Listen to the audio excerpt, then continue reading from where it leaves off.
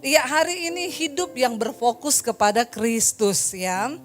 Saudara, kalau yang namanya berfokus kepada Yesus itu berarti ya berfokus, saudara. Jangan tergoyah fokusnya. Kalau kita nggak fokus maka semuanya jadi berantakan. Nah, tahun ini biasanya kita membawa proposal kepada Tuhan setiap kali malam tahun baru. 3 lembar proposalnya. 1, 2023 pengen punya rumah lagi. 2, pengen punya mobil lagi. 3, pengen punya ini, pengen mencapai ini. Tapi biarlah tahun ini kita bawa kertas kosong sama Tuhan. Amin. Bilang, Tuhan, aku bawa kertas kosong, tulis semua targetmu atas hidupku. Dan aku yang tanda tangan supaya itu terjadi di tahun 2023. Katakan, yes, sudah cukup banyak waktu yang kita pakai hanya untuk mengejar semua keinginan-keinginan kita. Dan kalau kita mau berfokus kepada Yesus, matikan semua yang ada dalam hidup kita, termasuk semua ambisi. Kerja keras harus, rajin iya, lebih lagi.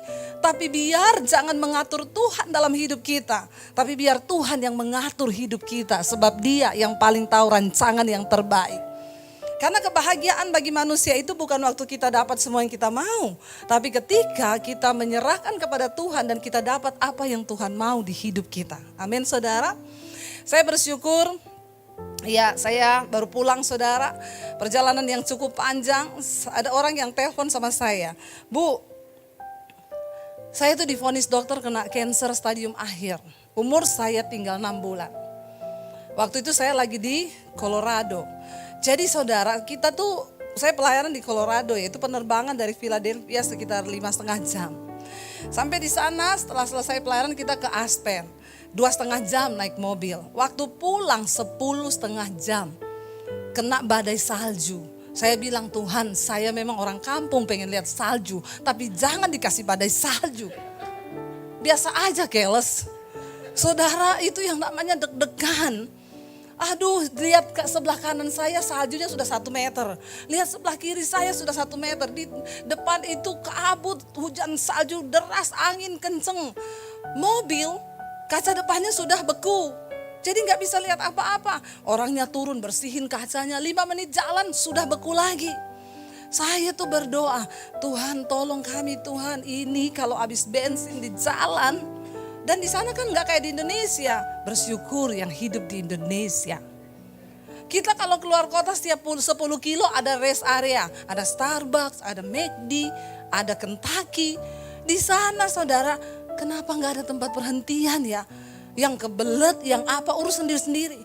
Sementara mau turun, ini kita bisa ketemu beruang es loh ini. Karena di hutan-hutan kan. Jadi saya tuh pikir, saya berdoa, saya bahasa roh, Tuhan tolong Tuhan. Gak lama badainya mulai reda, sudah berhenti. Kita pelan-pelan, ya sopirnya bilang, Bu doain biar gak jadi black ice. Karena ini kalau black ice kita gak bisa jalan Bu, mobilnya melorot. Makin ngerem makin melucur. Aduh Tuhan tolong kita Tuhan. Lagi dalam keadaan panik dikabari, penerbangan besok ibu pulang ke Philadelphia cancel. Ada 4.000 penerbangan di cancel di Amerika karena badai. Saya bilang, terus Pak, saya ini tanggal 24 pelayanan, harusnya terbang 23, 25 pelayanan Natal 2 hari, 26 kami pulang ke Indonesia. Jangan sampai kita gak bisa pulang, I love Indonesia. Karena di sana tidak ada nasi Padang. Saudara, saya bilang Bapak cari tiket deh, pokoknya yang ada ambil Pak. Dia cari-cari dapat Bu ini. Ya pakai American Airlines, tapi Bu 7,5 juta satu orang. Kita berlima. Pokoknya bayar dulu Pak. Enggak mau tahu, saya harus pulang ke Indonesia. Oke ya, oke, ambil. Ketika kita ke bandara, ada penerbangan banyak di situ datanya. Dan ada 2 yang ke Philadelphia. Semua satu-satu mulai ting cancel, ting cancel, ting cancel, ting cancel. Tayangan di layar adalah badai. Lalu saya lihat, Tuhan ini yang Philadelphia tolong jangan di cancel. Yang pesawat satu yang selain kami ting cancel. Aduh ini kalau kita cancel gak bisa pulang. Tiba-tiba penerbangan kita ding delay 1 jam. Puji Tuhan cuma delay. Bunyi lagi 1 jam, ayo siap-siap mau naik pesawat. Ting delay lagi 1 jam. Aduh Tuhan, ini pasti cancel dalam nama Yesus, jangan. Tapi akhirnya kita terbang saudara. Kita terbang ya di tengah badai, di tengah persoalan yang kita hadapi saudara. Akhirnya kita bisa tiba, walaupun saya setelah itu melihat ya di postingannya Omex ini di Instagram. Ada pesawat Hawaii Airlines itu sampai pecah-pecah kepala, itu penumpangnya kena turbulence di atas dan mereka terlempar dalam pesawat, pramugarinya kepalanya berdarah. Ya kalau nggak salah 25 penumpang harus dievakuasi bawa ke rumah sakit. Saya mau naik pesawat lihat itu Omex. Jadi saya juga takut berderap jantung saya. Ya dan penerbangan ya goncangan cukup lumayan, tetapi di tengah goncangan itu saya ingat waktu kita terbang, suami saya itu tutup kaca waktu mau landing di Chicago. Saya bilang, "Say, udah diumumin mau landing, buka itu kaca, saya mau lihat kota." Kalau sudah lihat kota itu udah ayem hatinya kan. Ini goncang-goncang terus. Begitu suami saya buka, yang saya lihat awan gelap. Makin keringetan saya di pesawat. Oh Tuhan, badai. Lalu Roh Kudus tuh ngomong gini, jangan fokus kepada badai, tapi fokus kepada Tuhan yang menyertaimu. Terus saya bilang, tutup itu jendela, cepat tutup. Dia tutup, saya tutup mata, fokus kepada Yesus saudara. Bisa ayem hatinya. Lalu saya berdoa saudara. Tiba-tiba ada satu suara yang bilang di hati, kenapa manusia itu butuh keyakinan? Ya, kenapa orang butuh keyakinan? Karena di tengah keadaan yang seperti itu rasanya hidup mati di depan kita. Kita masih bisa tenang kalau kita punya keyakinan. Saya akhirnya berdoa, Tuhan pokoknya saya serahkan hidup saya. Kalau sudah waktunya memang kami mati karena badai ini, karena pesawat ini jatuh atau bagaimana, pokoknya saya berserah. Apalagi kita ini satu keluarga, bareng-bareng perginya, ketemu langsung di sorga. Saya berserah, bukankah hidup adalah Kristus, mati adalah sebuah keuntungan? Saya yakin dan saya yakinnya saya penuh di dalam Yesus. Akhirnya begitu turun dari pesawat, saya tanya anak-anak saya, goncang tadi ya? Mereka bilang, iya mam, aku sudah minta ampun dosa sama Tuhan, menyerahkan roh, jiwa dan tubuhku kepada Yesus. Terus saya gini, oh berarti mereka juga punya keyakinan kepada Tuhan. Itu yang membuat saya juga bersyukur. Nah di tengah saya menghadapi badai yang seperti itu, ada ibu telepon, Bu Dewi, saya divonis dokter kena cancer stadium akhir, umur saya tinggal 6 bulan. Berarti saya harus mempersiapkan kematian saya Bu. Saya bilang, ibu yang divonis dokter tinggal 6 bulan mempersiapkan kematian. Jangankan ibu, saya ini juga mempersiapkan kematian. Karena kita bisa mati sewaktu-waktu. Saya bilang, ibu belum tentu yang divonis mati tinggal 6 bulan lagi itu duluan mati. Kemarin jemaat di Philadelphia, saudara, malam Natal meninggal. Habis makan malam tidur. Istrinya dengar kok enggak ngorok suami saya. Biasanya malam ngorok. Makanya bersyukur ibu-ibu yang suamimu tuh ngorok. Kalau dia masih ngorok berarti ada tanda kehidupan. Jangan kau berdoa supaya ngoroknya berhenti. Nanti kalau berhenti ngoroknya kau cari itu ngorok. Istrinya dengar kok enggak ngorok suami saya. Dia lihat kok diem, dibangunin, digoyang-goyang, udah gak bangun, sehat, habis makan malam. Yang divonis 6 bulan belum mati sampai sekarang, masih hidup. Kenapa saya bicara tentang kematian? Wah Bu Dewi ini baru hari pertama tanggal 1 2023 udah ngomong mati. Kita gak tahu hidup ini saudara. Jangan sombong kalau engkau merasa engkau muda, karena syarat untuk mati gak harus tua. Jangan sombong karena engkau merasa engkau sehat. Tiap hari saya check up, gula darah saya bagus, kolesterol saya bagus. Syarat untuk mati gak harus sakit kan. Ada yang divonis 6 bulan sampai sekarang masih hidup. Yang gak divonis apa-apa, tiba-tiba mati lagi tidur. Bukankah kita harus semakin fokus mengejar Tuhan hari-hari ini? Tanggalkan semua ambisi, tanggalkan semua yang kita mau, kebanggaan kita, dan merendahkan diri di hadapan Tuhan. Tadi firman Tuhan berkata, Filipi 3 sudah dibaca oleh Ibu Gembala, ayat 13 berkata di sana, saudara-saudara, aku sendiri tidak menganggap bahwa aku telah menangkapnya, tetapi ini yang kulakukan. Aku melupakan apa yang telah di belakangku dan mengarahkan diri kepada apa yang di hadapanku. Dan berlari-lari, di sana dikatakan kepada tujuan untuk memperoleh hadiah, yaitu panggilan surgawi dari Allah dalam Kristus Yesus. Apa yang Rasul Paulus maksud di sini? Aku sendiri tidak menganggap bahwa aku telah menangkapnya, tetapi ini yang aku lakukan, aku melupakan apa yang ada di belakangku. Apa yang dia lupakan? Kebanggaannya. Rasul Paulus sangat bangga dengan hidup lamanya saudara. Itu terbukti di ayat yang ke-7, dia bilang begini. Ya, ayat yang ke-6. Ayat yang kelima, maaf. Disunat pada hari yang ke-8. Ini Rasul Paulus ya. 3 ayat yang ke-5. Dia disunat pada hari yang ke-8. Bangsa Israel dari suku Benyamin, orang Ibrani asli. Banggakan dia. Tentang pendirian terhadap hukum Taurat. Aku seorang Farisi. Enggak ada yang bisa melawan orang Farisi untuk ketaatannya di dalam hukum Taurat.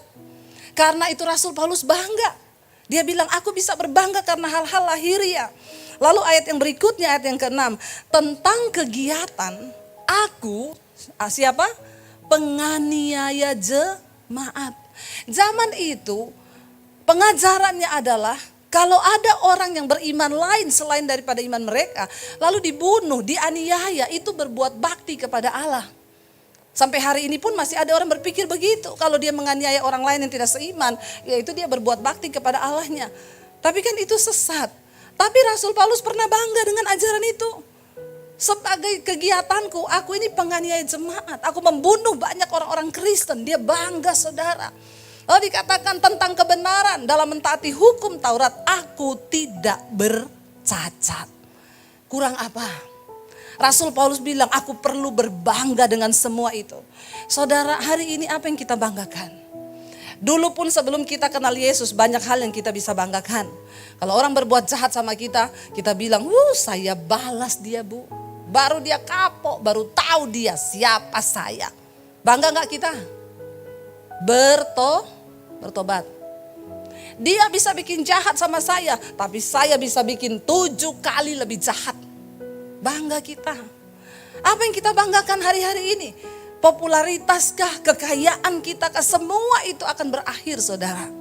Jangan bangga akan apapun, tapi banggalah karena engkau mengenali Yesus dan kebenarannya. Rasul Paulus berkata, karena itu dia bilang di sana, ya, tetapi apa yang merupakan keuntungan bagiku sekarang ku anggap rugi karena Kristus. Apa yang dulu merupakan keuntungan bagi saudara? Gaji yang besar, uang yang banyak, barang branded, apapun yang menjadi keuntungan bagi kita yang kita rasa itu wow. Kita harus mulai tanggalkan, aku ini bersyukur, aku bangga karena aku mengenali Yesus sebagai Tuhan dan Juru Selamatku. Itu yang harus kita banggakan di hidup ini. Tanggalkan semua yang menjadi kesombongan. Dulu ada seorang yang konseling sama saya, dia bilang, Bu Debbie, saya bersyukur banget. Tuhan mendidik saya. Saya ini dari sekolah dulu ranking 1 terus saya lulus terbaik. Waktu saya kuliah saya cum laude, Bu. Apa yang saya mau pasti bisa saya dapatkan. Tapi ketika saya ikut ujian di kedokteran saya tidak lulus. Sekali saya tidak lulus saya marah kepada diri saya sendiri. Gak bisa begitu. Kenapa diriku gak mampu? Aku harus mampu. Dia coba ikut ujian yang kedua tetap tidak lulus. Di situ baru dia mencari Tuhan. Dan dia berkata, Tuhan, aku mohon pengampunanmu, aku merendahkan diri. Dan aku menyerahkan semuanya ke dalam tanganmu. Dan Tuhan memang izinkan dia gak lulus 2 kali. Seringkali apa yang menjadi kebanggaan kita itu menjadi dosa di hadapan Tuhan. Jangan engkau berpikir engkau sukses, engkau punya pekerjaan yang baik, engkau punya pabrik yang besar, engkau punya apapun hari ini. Seperti Rasul Paulus berkata, aku tanggalkan semua itu, aku serahkan kepada Kristus. Kita hidup dengan kerendahan hati di hadapan Tuhan dan fokus kepada Tuhan. Dia bilang, aku sekarang anggap itu semua rugi. Dosa-dosa kita, saudara, engkau yang masih suka berselingkuh, homoseksual, lesbian, yang punya kepahitan, buang di tahun 2022 yang lalu, katakan amin. Bertobat, hidup sungguh-sungguh dalam kebenaran. Jangan bawa yang pahit-pahit di tahun yang baru. Sudah cukup banyak yang pahit di yang lalu, tapi kita mau bawa semua yang manis bersama Tuhan. Lepaskan pengampunan. Orang berbuat jahat enggak apa-apa. Tetap baik kepada dia, kecuali dia yang memilih untuk memang tidak mau lagi membangun hubungan, ya sudah, lepaskan. Apa yang dulu merupakan keuntungan bagiku sekarang ku anggap rugi. Kenapa, saudara? Karena ayat yang ke-8 dia bilang di sana, malahan segala sesuatu ku anggap rugi. Karena apa? Pengenalan akan Kristus Yesus Tuhanku itu lebih mulia daripada semuanya. Perhatikan baik-baik. Satu saat nanti engkau akan menyadari bahwa pengenalan kita akan Tuhan itu lebih mulia daripada harta yang kau miliki. Kenapa saudara? Satu saat nanti kita semua akan terbaring di satu tempat yang namanya peti mati. Dan di situ gak ada yang bisa tolong lagi. Harta kita, kekayaan kita, semua kita akan bertanggung jawab pribadi-pribadi dengan Tuhan. Sadarilah itu. Makanya firman Tuhan berkata, sadarilah kemalanganmu, tangisilah dirimu sendiri. Kita memasuki tahun ini, mari kita menangis buat diri kita masing-masing. Saya gak suka memberi harapan-harapan palsu pada jemaat. Ya, kita sudah menerima banyak janji-janji. Tahun ini adalah tahun kemenangan, tahun ini adalah tahun pembebasan, tahun ini adalah tahun ini. Tapi belum tentu tidak akan ada penderitaan di tahun ini. Kita harus mempersiapkan iman kita. Mau atau tidak, suka atau tidak, Alkitab berkata, di hari-hari yang terakhir akan datang masa yang sukar. Tapi orang-orang yang tetap percaya pada Tuhan, yang fokus mencari Tuhan, percayalah ada pertolongan yang supranatural. Saya sudah mengalami itu, sesuatu yang tidak masuk akal Tuhan bisa buat dalam hidup kita. Apa yang tidak bisa diterima oleh logika, Tuhan sanggup lakukan. Bapak-bapak, hari ini tanggalkan semua egomu, kepinteranmu di dalam berbisnis. Katakan, Tuhan, aku libatkan Engkau dalam usahaku. Turun tangan bekerja Tuhan, karena aku tidak punya cukup kepinteran. Suami istri harus bersepakat.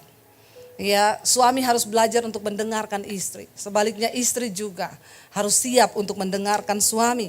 Rasul Paulus berkata, ya, oleh karena itu aku menganggap semuanya itu sampah. Ya, dan ayat yang ke-8, oleh karena dialah aku telah melepaskan semuanya itu dan menganggapnya sampah supaya aku memperoleh Kristus. Ada banyak orang Kristen hidup ngaku Kristen tapi tidak memperoleh Kristus. Karena itu hidupnya kacau, rumah tangganya kacau, ke gereja tiap minggu tapi ribut terus, berantem terus, ya. Tapi waktu engkau memperoleh Kristus, semuanya akan menjadi berbeda, saudara. Dia sanggup memulihkan, bahkan apa yang kelihatannya tidak mungkin lagi. Ketika engkau memperoleh Kristus, Tuhan sanggup. Di Amerika ada seorang yang bersaksi kepada saya, Bu Debbie, saya mau berterima kasih kepada ibu. Saya dapatkan channel ibu ketika saya sedang terpuruk. Ceritanya suami saya berselingkuh, lalu dia tidak peduli saya dengan anak, dan akhirnya dia menggugat cerai saya. Orang kalau sudah berselingkuh, istri itu pokoknya jelek semua, gak ada baiknya, ya. Akhirnya dia menggugat cerai saya, ya saya gak bisa buat apa-apa, saya hanya bisa menerima. Kami berpisah, anak ikut saya. Saat itu saya pusing, saya stres, saya tidak memperoleh Kristus, saya Kristen. Lalu di tengah kegoyahan saya menderita, terluka, kecewa, ada seorang pria mendekati saya. Dia juga sudah beristri, suami orang. Lalu kami terlibat dalam hubungan terlarang. Dan singkat cerita, saya hamil. Saya tahu dia gak mungkin menikahi saya. Dosa berakibat dosa, berbuahkan dosa. Pada ujungnya kita tahu akan ke maut, kebinasaan. Waktu saya hamil, saya tahu dia tidak mungkin menikahi saya. Saya putuskan untuk gugurkan kandungan saya. Dosa berbuahkan dosa, melahirkan dosa. Sehingga dia bikin dosa demi dosa. Tidak ada pemberesan karena tidak memperoleh Kristus. Lalu di tengah kegalauannya dia sudah berpikir saya mau mati bunuh diri. Iblis menuduh, mengintimidasi, kamu sudah rusak, kotor hidupmu. Bagaimana segala kepahitan yang sudah engkau alami. Tiba-tiba dia dikirimin khotbah saya oleh seorang temannya. Lalu dia buka, dia bilang pertama kali saya buka saya dijamah Tuhan, Bu. Saya nangis di hadapan Tuhan. Saya akui semua dosa saya putus dengan laki-laki itu dan saya berusaha untuk mencari Tuhan. Saya tinggalkan semua yang di belakang. Kenapa? Karena pengenalan akan Tuhan itu lebih berguna dari segalanya. Saya dengar khotbah ibu sehari itu bisa berjam-jam, lagi kerja di rumah, di jalan saya dengar khotbah ibu. Akhirnya Bu, saya dipulihkan Tuhan. Saya mulai berdoa buat suami saya. Enggak berapa lama suami saya pulang ke rumah. Dia minta maaf kepada saya, dia bilang ternyata perempuan itu enggak lebih baik dari kamu. Iya, masa promosi sudah habis. Ya, yang tadi manis ya, tiba-tiba semuanya berubah karena promosinya sudah lewat. Ingat bapak-bapak, enggak usah kegeeran kalau ada cewek muda yang jatuh cinta sama kau, pret. Itu pasti cuma karena uangmu. Ya nanti kalau kau sudah tua dan gak bisa apa-apa, mana ada cewek-cewek muda mau cinta. Cuma ini nih, ini. Ya masih ada ini, bagus ya, jadi sugar daddy. Daddy sugar habis itu. Ya daddy sugar daddy, bapak-bapak diabetes. Saya selalu mengingatkan ini supaya bertobat. Saudara, akhirnya suaminya pulang. Dia minta maaf sama istrinya, dia peluk istrinya, lalu istrinya bilang, sebelum kita berbalikan kembali, saya juga mau pengakuan dosa sama kamu. Saya sudah berbuat dosa, saya bersinah dengan laki-laki dan saya hamil dan saya gugurkan kandungan saya. Tapi ketika engkau sudah memperoleh Kristus, dia sanggup pulihkan semuanya. Suaminya peluk dia dan berkata, aku pun tidak lebih benar dari kamu. Kita bangun kembali rumah tangga kita. Dia bilang, ibu, sekarang saya dan suami tiap malam ikut mesbah doa. Makanya jangan lupa subscribe. Saudara, waktu engkau memperoleh Kristus, engkau peroleh segala-galanya. Apa yang tidak mungkin bagi pikiran manusia, dia sanggup pulihkan. Saya ketemu banyak orang yang tadinya juga usahanya goyah, nggak usah jauh-jauh. Saya di tahun 2020 rasanya mau mati, mau jual rumah, nggak tahu mau hidup bagaimana karena pandemi. Tapi Tuhan membalikkan keadaan. Ya, seperti dia hanya semudah berfirman, saudara, ada berkat supranatural yang Tuhan sediakan bagi engkau di tahun 2023. Asal engkau sungguh-sungguh hidup di dalam kebenaran dan fokus mencari Tuhan. Berkat Tuhan hanya terjadi, ada syaratnya bagi mereka yang mau taat. Engkau gak taat, silahkan berjuang sendiri di tahun depan, tahun ini. Ya, tetapi engkau yang mau taat, apa itu berkat supranatural? Berkat yang tidak bisa kita lakukan dengan akal logika kita, dengan kekuatan kita, itu sorga sanggup lakukan buat saudara dan saya. Saya sudah mengalami itu. Saya mau bersaksi, tidak ada perkara yang mustahil bagi Tuhan. Lalu Rasul Paulus berkata di sana, supaya aku memperoleh Kristus. Ayat 9, dan apa? Dan berada di dalam dia bukan dengan kebenaranku sendiri karena mentaati hukum Taurat, melainkan dengan kebenaran karena kepercayaan kepada Kristus. Saudara, tahun 2023 kalau engkau ingin melihat pembelaan Tuhan, jangan hidup dengan kebenaranmu sendiri. Minta kebenaran Tuhan, amin. Tanggalkan semua kebenaran kita sendiri. Contoh, saya sama anak saya berantem, Bu. Kenapa ibu gak minta maaf? Maaf ya, saya orang tua. Di mana ada cerita orang tua minta maaf sama anak? Itu di ayat mana, pasal berapa, ayat keberapa? Di Alkitab ada tulis begitu? Hai orang tua, jangan pernah minta maaf sama anakmu karena kau itu tua dan dia muda. Itu kebenaran yang kau buat sendiri. Demikian suami-suami, jangan hidup dengan kebenaranmu sendiri. Istri itu pokoknya tahunnya digaji, sisanya dia gak perlu tahu uang saya. Bertobat loh. Amin bapak-bapak. Susah aminnya kalau ini. Kalau engkau mau melihat pemeliharaan Tuhan dalam hal keuanganmu, dengar suami-suami, saya mau bilang, hidup terbuka dalam hal keuangan. Karena suami istri itu satu tubuh. Ya, jangan sampai ada di sini istri yang tidak tahu PIN ATM suaminya. Ada? Tolong angkat tangan. Ternyata banyak loh saudara. Banyak. Saya sedih loh. Satu kali ada seorang ibu, suaminya meninggal mendadak saudara. Mau urus penguburan, dia bilang, saya tuh bingung Bu Debbie. Kenapa? Saya gak tahu PIN ATM suami saya. Jadi saya mau ambil uang di mana? Sampai seperti itu loh. Bapak-bapak jangan ada dusta di antara kita.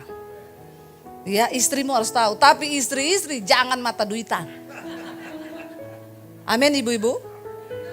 Langsung pas yombing amin. Amin ya. Saudara, kenapa ibu-ibu ya? Bukan berarti banyak bapak-bapak itu bilang ke saya nggak mau istri saya tahu saldo saya Bu. Nanti kalau dia tahu dia beli tas terus. Dia beli baju terus, beli sepatu terus ya. Semua harus persetujuan bersama. Satu kali saya layani ada jemaat, dia berantem dengan suaminya. Dia suruh saya datang ke rumahnya, Bu, ibu rumah saya. Ibu pernah datang ke rumah saya yang biasanya kan, di sampingnya itu ada rumah. Nanti kalau ibu sudah dekat telepon saya buka pintu gerbangnya. rumah itu tinggi-tinggi, rumah-rumah gedongan. Akhirnya Bu, saya sudah dekat. Oh iya, biar pembantu saya buka. Saya masuk. Bu, ini rumah ibu di sebelah kan, ini rumah ibu juga. Iya. Suami saya enggak tahu saya beli rumah ini. Bayangkan loh saudara. Ada orang-orang itu ternyata makin kaya makin gila. Iya loh, makanya saya nggak mau kaya-kaya banget. Biasa-biasa aja ya. Makin kaya makin ini gila nggak gila? Ya, saya bilang suami ibu nggak tahu ini iya ini rumah lari saya. Kalau berantem saya lari ke sini dia nggak tahu. Jangan ngomong-ngomong. Saudara bayangkan loh ya, itu suami istri gak saling tahu. Saudara, Yesus berkata kalau engkau tidak jujur dalam hal mamon, maka engkau tidak jujur dalam segala hal. Mamon itu sangat berbahaya. Biar suami istri saling tahu, tumpang tangan keuanganmu. Di tahun ini Tuhan kami berdoa, terima kasih buat berkat yang sudah Tuhan berikan buat kami. Ajar kami untuk mempergunakannya bijaksana sesuai dengan kepentingan Tuhan. Amin. Semakin engkau genggam uang, makin gak cukup. Makin gak cukup. Tapi ketika engkau punya hati yang murah hati, engkau tahu bahwa semua itu adalah kepercayaan dari Tuhan. Jangan hidup dengan kebenaranmu sendiri bapak-bapak. Ya, minta pertimbangan dari istrimu. Sama-sama saling beri masukan. Ya, jangan bertindak sendiri. Istri tuh nggak tahu apa-apa dalam hal bisnis, nggak usah dilibatkan. Ngertinya dapur, urusan rumah, anak, pokoknya itu saja. Bertobat. Suami istri itu punya kuasa ketika kita hidup bersama-sama. Makanya Tuhan Yesus berkata, di mana orang hidup rukun bersama, jika ada 2 orang di dunia ini bersepakat, maka Tuhan akan mengabulkan semua doa-doa mereka. Ini bicara tentang kekuatan suami istri dalam rumah tangga. Mari kita semakin teguh, semakin kuat. Ya, berpegang saudara kepada pengenalan yang benar akan Tuhan. Dikatakan di sana, ya, berada dalam dia bukan dengan kebenaranku sendiri karena mentaati hukum Taurat, melainkan karena kebenaran kepercayaan kepada Kristus, yaitu kebenaran yang Allah anugerahkan berdasarkan kepercayaan. Ayat 10, yang kukehendaki ialah mengenal Yesus dan kuasa kebangkitannya dan persekutuan dalam penderitaannya. Ini satu paket. Kalau saudara mau jadi orang yang fokus kepada Tuhan, maka tahun ini engkau harus punya pengenalan yang benar akan Tuhan. Mengenal dia. Yang kedua, kenali kuasa kebangkitannya. Kalau engkau mengalami kuasa kebangkitannya, yang merokok pasti bisa stop. Katakan. Yang selingkuh pasti bisa stop. Asal engkau mengalami kuasa kebangkitan Yesus. Orang datang, Bu, saya gak bisa berhenti rokok. Hei, Alkitab berkata, roh yang membangkitkan Kristus ada dalam hidupmu. Itu roh membangkitkan Yesus dari orang mati loh. Masa dia gak bisa beri kau kuasa untuk lepas rokok? Kau aja yang alay lebay, gak mau lepas. Saya gak bisa lepas dari selingkuhan saya. Bisa, libatkan Roh Kudus dalam hidupmu. Roh yang membangkitkan Yesus dari kematian ada dalam hidup kita saudara. Apalagi sih yang kita khawatirkan, apalagi yang kita takutkan. Dikatakan di sana, yang ketiga dia bilang, dan aku mau masuk dalam persekutuan di dalam penderitaannya. Itu tadi yang saya bilang, bukan berarti tahun ini tanpa penderitaan. Yang namanya hidup tetap ada masalah. Ya, engkau boleh masuk dengan tahun ini dengan iman semua yang baik-baik. Tetapi saya mau memperlengkapi saudara. Kalau ada kesedihan, ada air mata, jalani itu dengan hati yang bersyukur kepada Tuhan. Karena pemazmur berkata, aku menderita itu baik bagiku supaya aku belajar tentang hukum-hukum Tuhan. Penderitaan baik bagi kita, ya. Makanya tetap jalani bersama dengan Tuhan. Lalu dikatakan di sana, ayat yang ke-11, supaya aku akhirnya beroleh kebangkitan dari antara orang mati. Ayat 12, bukan seolah-olah aku telah memperoleh hal ini atau telah sempurna, melainkan aku mengejarnya. Kalau aku dapat juga menangkapnya, aku sendiri tidak menganggap bahwa aku telah menangkapnya. Tetapi ini yang kulakukan. Aku melupakan apa yang telah di belakangku. Mengarahkan diri kepada apa yang di hadapanku. Saya berkata kepada jemaat Mesbah Doa tadi malam. Jangan sesali apa yang belum engkau raih di tahun 2022. Tapi belajar bersyukur akan apa yang sudah Tuhan beri di tahun yang lalu. Ya, masuki tahun yang baru nih, lupakan yang lalu-lalu. Kepahitan, utangnya orang sama saudara, lupakan saja, enggak usah ditagih. Tapi yang utang harus tetap punya niat untuk bayar. Sekecil apapun, jangan berhutang saudara. Kita belajar menjadi orang-orang yang hidup dengan integritas di hadapan Tuhan. Dan dikatakan di sana saudara, melupakan yang di belakangku dan mengarahkan diri kepada apa yang di hadapanku. Ayat 14, dan berlari-lari kepada tujuan untuk memperoleh hadiah, yaitu panggilan surgawi dari Allah dalam Kristus. Ayat yang 14 berkata, berlari-lari kepada tujuan. Saya lihat satu cuplikan di TV kemarin, lucu.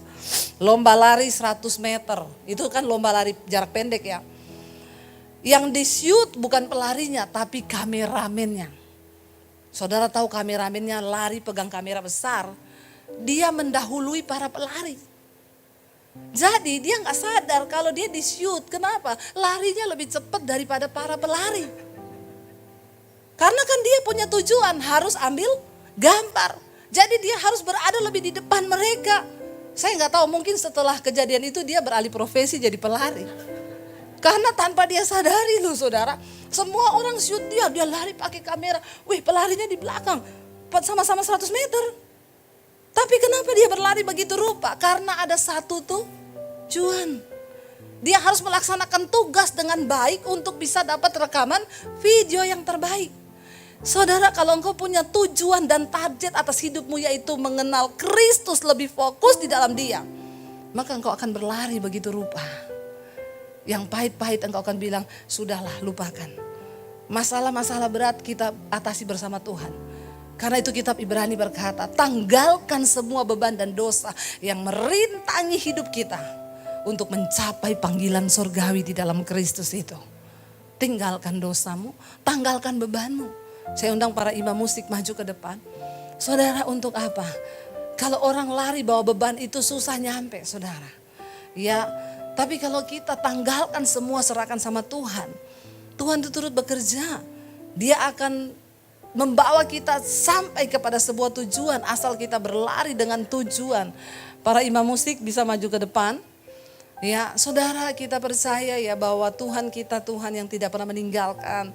Ayo, kalau Dia sudah sertai kita di 2022, Dia juga akan menyertai kita sampai di tahun ini, bahkan tahun-tahun yang akan datang. Saya dapat ayat, Tuhan memahkotai tahun dengan kebaikan.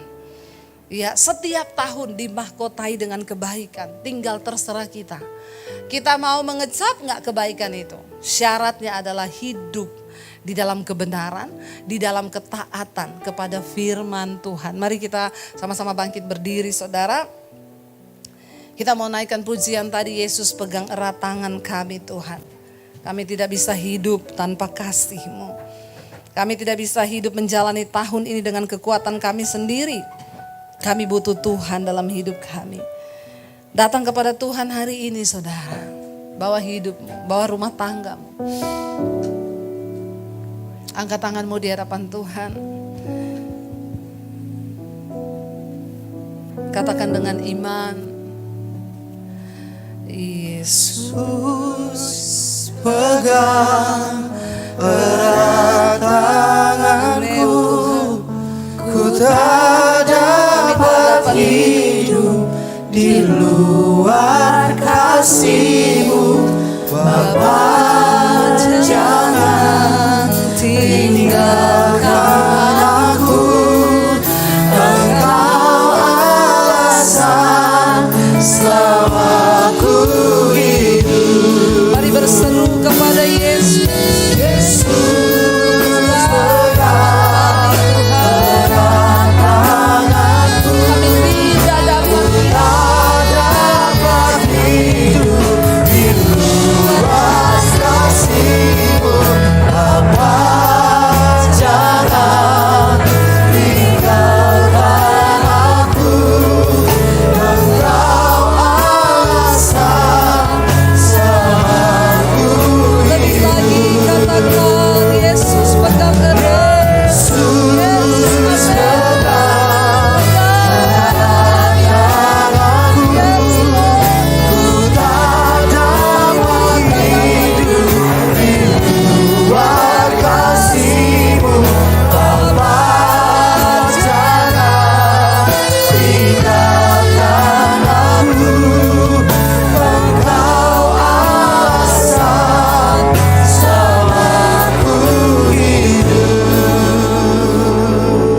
matamu dalam hadirat Tuhan. Saudara, kita bahkan tidak tahu apa yang akan terjadi 1 jam ke depan.